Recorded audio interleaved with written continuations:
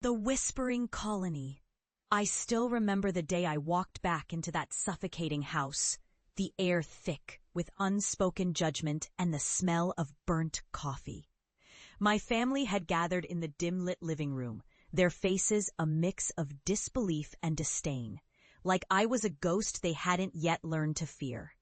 To them, I was the black sheep who'd chased madness into the woods.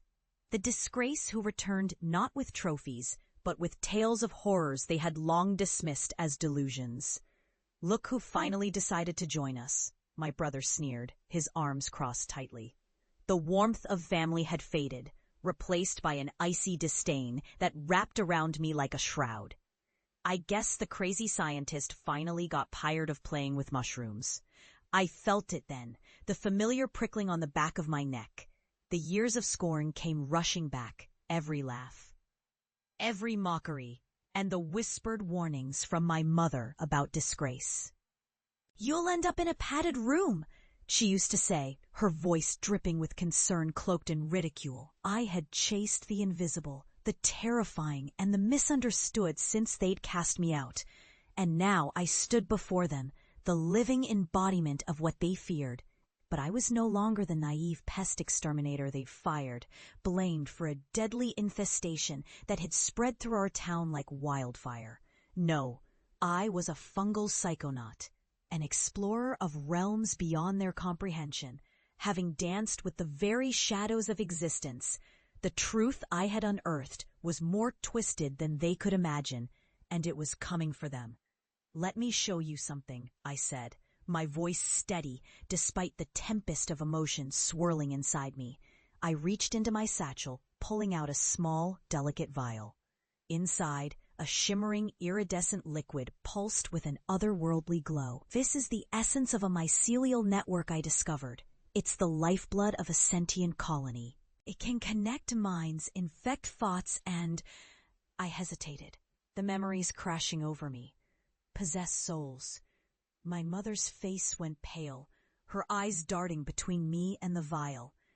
"You're playing with things you don't understand," she whispered, the bravado of earlier slipping away. I leaned closer, the shadows of the room stretching with me. "But I do understand. I faced it. I survived it." The memories of dark corners, whispered voices, and the creeping sensation of something watching me flooded my mind. You don't know what it's like to be consumed by something so far beyond your control that you can only surrender to it. Laughter erupted from my brother, harsh and cutting. "And what? You expect us to believe you've become some sort of expert? This is absurd." But I wasn't seeking their approval anymore. I turned toward the window, the dusk creeping in like a predator, and I whispered words I hoped would never be spoken in this house again. "You think it's absurd? I've seen things that lurk beneath our reality, things that speak through the roots of trees and the decay of the earth, things that remember."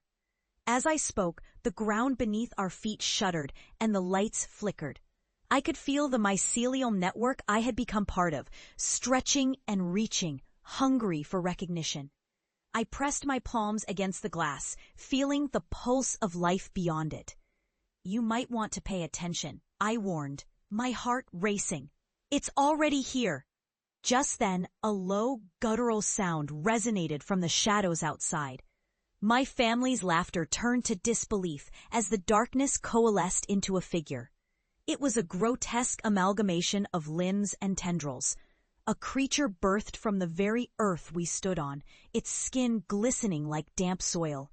The air grew heavy with spores, and I felt the familiar sensation of them brushing against my psyche. "Do you see it?" I asked, my voice rising above the panic now flooding the room. "This is what you mocked! This is what I survived!" The creature's eyes glinted with malice, and I felt its connection to me, a bond formed through my years of study and exploration. My mother backed away, her hands trembling as she reached for my father. "Get it out! Get it away from us!" she screamed, her voice a haunting echo of the concern that had driven me away years ago. But it was too late. The creature surged forward, its tendrils reaching for them, and I felt an overwhelming rush of power course through me. I had become a vessel, a bridge between worlds, and I could choose to let them suffer or show them the truth. "The darkness you feared is waiting for you to acknowledge it," I shouted, feeling the weight of the mycelial network surrounding me, writhing with anticipation. "You mocked my passion, but you can't deny what's right in front of you." As the tendrils enveloped my family, their screams filled the room, a cacophony of terror and realization. I stood there, torn between the desire to save them and the darker instincts that had been awakened within me. They had laughed at my obsession, called me insane, and now they were facing the consequences of their disbelief. In that moment, I felt a shift. The creature's essence twisted through me, and I realized I could either become a monster or the truth they desperately needed. I reached out, focusing my will, and the darkness receded, leaving my family gasping, pale and trembling in its wake.